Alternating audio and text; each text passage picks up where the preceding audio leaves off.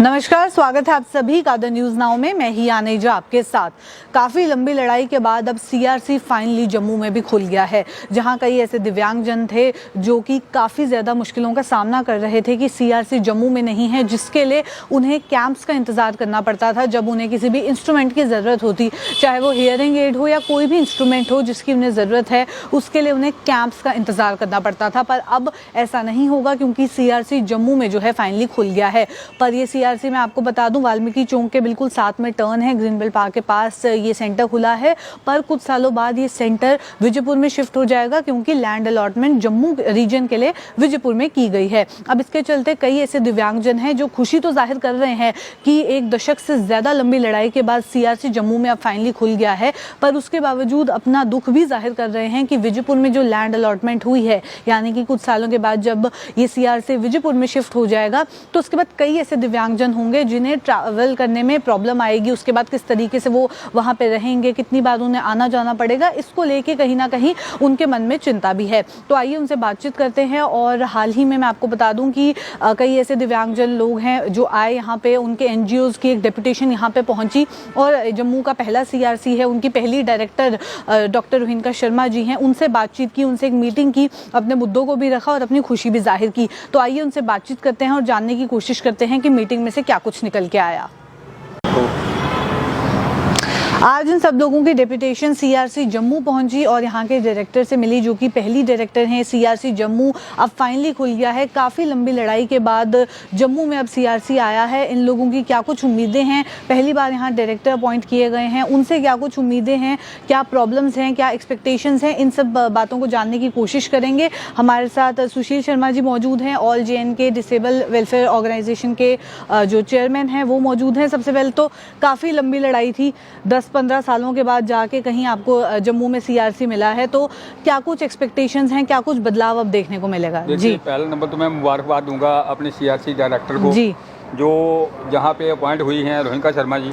और हमें बहुत खुशी है कि इतनी स्ट्रगल करने के बाद 13-14 साल जो स्ट्रगल की है, उसके बाद ये सीआरसी जो जम्मू को मिला है। और हमें यानी कि जो हमारे दिव्यांग लोग हैं उनको अभी मेन प्लेस पे, सेंटर प्लेस पे सभी सहूलतें जो है वो मिलने आ रही हैं। जो भी उनको चाहिए, इंस्ट्रूमेंट चाहिए, जहाँ कोई उनको फिजियोथेरेपी की प्रॉब्लम हो या किसी भी तरह की जो ट्रेनिंग होगी वो भी मिलेगी जहाँ। तो हमें बहुत ज़्यादा खुशी है कि ये जो सीआरसी आज ओपन हुआ है, हम इसके लिए गवर्नमेंट ऑफ इंडिया के बहुत शुक्रगुजार हैं। जी, रोशन मान जी हमारे साथ, जो कि डेफ एंड डम हायर सेकेंडरी स्कूल जम्मू के प्रिंसिपल हैं, इनसे बातचीत करेंगे। सर, विजयपुर में लैंड अलॉटमेंट हुई है, जहां एक खुशी है कि सीआरसी अब जम्मू में फाइनली आ गया है, पर ये रेंटेड अकोमोडेशन है, इसके बाद आपको विजयपुर शिफ्ट होना पड़ेगा। तो क्या प्रॉब्लम्स आपको लगता है आने वाली हैं कि यहाँ से जितने भी लोग हैं जो विजयपुर जाएंगे उनको कितनी प्रॉब्लम्स आएंगी? देखिए, सबसे बड़ी खुशी की बात यह है कि दशकों की मेहनत के बाद, स्ट्रगल के बाद आखिर सीआरसी खुल गया। हमने काफ़ी मीटिंगों में गवर्नमेंट से, चाहे सोशल वेलफेयर कमिश्नर सेक्रेटरी हो, चाहे डायरेक्टर हो, सबसे यही कहा था कि इसको सेंट्रली लोकेटेड जगह पर रखे, ताकि जहाँ से भी, जिस कोने से भी JNK के बंदा आ जाए वो वहाँ तक पहुँच जाए। इसके लिए हमने लोकेशन बताई थी कि ओल्ड यूनिवर्सिटी जम्मू कैंपस बहुत बड़ा एरिया है और वहाँ बड़े आराम से ये सेंटर खुल सकता है, चल सकता है, और गवर्नमेंट बिल्डिंग है, गवर्नमेंट ने अंडरटेक करनी है, उसमें कोई प्रॉब्लम नहीं है। अगर वो ना सही तो उसके साथ हॉस्पिटल के साथ, बख्शीनगर हॉस्पिटल के साथ ओल्ड वीमेन पॉलिटेक्निक कॉलेज है था, जो शिफ्ट हो गया वहाँ अखनूर रोड पर, उस बिल्डिंग में खोलिए, ताकि हर कोई अपने बस से उतरकर सीधा 2 मिनट का रास्ता वहाँ पहुँचे। अब ये जो उन्होंने सांबा बताया, मुझे एक बात बताइए, अखनूर से बंदे ने आना, जोरिया से आना, उधमपुर ने से आना है, उसको सांबा पहुँचने में तो कम से कम 2 दिन का टाइम चाहिए ही। बिल्कुल। एक नाइट जम्मू स्टे करेगा, फिर सांबा में टेस्टिंग, उसके बाद उसका रिपोर्ट लेने के लिए 1 दिन और स्टे करना पड़ेगा। हम अब भी यही कहेंगे, हमें खुशी है कि ये सेंटर आखिर खुल गया, लेकिन हम यही रिक्वेस्ट करेंगे गवर्नमेंट से कि इसको बजाय सांबा के यहाँ जम्मू सेंट्रली लोकेटेड जगह पर खोले, ताकि हर क्वार्टर से आदमी बस अड्डे से आएगा, बस से आएगा, बस अड्डे से उतरा, 2 मिनट का रास्ता है, मेटाडोरेबल रास्ता है, ऑटो जाएगा। सांबा तक जाने के लिए प्रोग्राम बनाकर जाना है, उसका 1 दिन तो वेस्ट होना ही होना है। और जब रिपोर्ट्स लाने जाने हैं तो 1 दिन और वेस्ट ना, और जब अप्लाइज लेने जाने हैं तो तीसरा दिन वेस्ट होगा। तो ये फिजिबिलिटी नहीं है इसमें, बाकी खुशी है कि आखिर खुल गया। उमेश शर्मा जी भी हमारे साथ हैं, डिसेबल केयर फाउंडेशन से उमेश जी हैं। आपसे जानना चाहूँगी कि जहां जम्मू में काफ़ी लंबी लड़ाई के बाद आपको यहां पे सीआरसी मिला है, वहीं कश्मीर में बहुत पहले था, श्रीनगर में बहुत पहले था, तो किस तरीके से आप एक कंपैरिजन अगर बिठाएं, हमारे व्यूअर्स को भी बताएं कि यहाँ पे जितने भी दिव्यांगजन हैं उनकी सिचुएशन क्या है, और अगर कंपेयर करें श्रीनगर से तो आप कैसे देखते हैं इसे? ऐसा है कि जो सबसे पहले तो मैं मैडम रेणुका शर्मा जी को मुबारकबाद दूँगा और ministry of social justice and empowerment का शुक्रगुजार कहूँगा, उनको तो थैंक यू बोलूँगा कि उन्होंने इसको खोला और ये यहाँ पे इस्टेब्लिश कर दिया। अभी ये रेंटेड बिल्डिंग में है।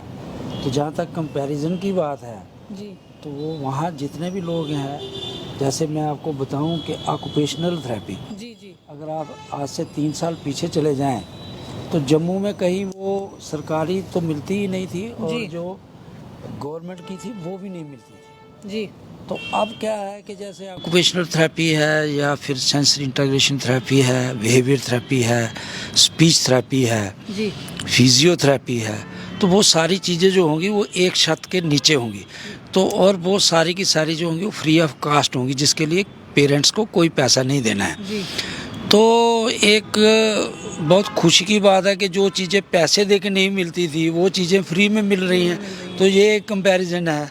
दूसरा ये है कि बच्चों में बहुत ज़्यादा इम्प्रूवमेंट होगी, जिसे हम कहते हैं कि early detection, early prevention and early intervention. तो वो लोगों को, हमारे यहाँ के जितने भी लोग थे, या तो वो चंडीगढ़ जाते थे या फिर दिल्ली चले जाते थे, जी, तो वहाँ जाके वो रेंटेड अकोमोडेशन लेके महीने 2 महीने रहते थे, जितनी उनकी कैपेसिटी होती थी। लेकिन जो लोग गरीब थे, जो उस पोजीशन में नहीं थे, वो उनके बच्चे जो थे वो ऐसे ही रह जाते थे। जी, तो उनको कोई भी फैसिलिटी जहाँ तक थी नहीं, तो इसलिए वो बेचारे ऐसे ही रहे। तो मुझे लगता है कि सेंटर खुलने से ये सारी चीज़ें उनको मिलेंगी और उनकी जो सेहत है, जो उनकी जो उसमें काफ़ी इम्प्रूवमेंट होगी और वो बच्चे आगे निकल के पढ़ भी सकेंगे और खेल भी सकेंगे। जैसे कि यहाँ अभी तक ऐसा कुछ है नहीं कि मतलब बच्चे कहीं खेलने जा सकें या कोई खेल खिलाता हो उनको। हालांकि यहाँ स्पेशल ओलंपिक भारत का चैप्टर है, लेकिन वो कहाँ है वो हमें नहीं पता, किसी को दिखता नहीं है। तो ये सीआरसी आने से ये चीज़ हो जाएगी। दूसरा इक्विपमेंट्स, जैसे अभी बताया इन्होंने, इक्विपमेंट जो है वो यहाँ मिलना शुरू हो जाएंगे, जिसके लिए लोगों को इंतज़ार करना पड़ता था कैंप का, तो वो कैंप का इंतज़ार नहीं करेंगे, यहाँ आके उनको मिल जाएगा। जी, ठीक है। तो आपने सुना कि किस तरीके से जितने भी दिव्यांगजन जिनकी डेपुटेशन यहाँ पे पहुंची थी, उन्होंने अपनी खुशी जाहिर करी कि कितना ज़्यादा एक सपोर्टिव बैकग्राउंड जो है उन्हें मिलेगा। और काफ़ी लंबी लड़ाई के बाद, 1 दशक से ज़्यादा लंबी चली इस लड़ाई के बाद अब सीआरसी जम्मू पहुँच गया है। कितना ज़्यादा फ़ायदा इन लोगों को होगा। अब इंस्ट्रूमेंट्स जो हैं इन्हें फ्री ऑफ कॉस्ट मिलेंगे। मैं आपको बता दूँ, जितने भी दिव्यांगजन हैं वो कोई थेरेपी लेना चाहते हैं तो वो यहाँ पर आ सकते हैं, चाहे वो स्पीच थेरेपी हो, अगर उन्हें कोई इंस्ट्रूमेंट चाहिए जैसे कि हियरिंग एड, तो वो आसानी से यहाँ पर आके फ्री ऑफ कॉस्ट ले सकते हैं। और हमने डॉक्टर रेणुका शर्मा जो कि यहाँ की डायरेक्टर हैं, उनसे भी बातचीत की, वो पूरा प्रोसेस भी आप तक पहुँचाने की कोशिश रहेगी। तो चलिए, फिलहाल के अंक में इतना ही। तब तक के लिए बने रहिए द न्यूज़ नाउ के साथ।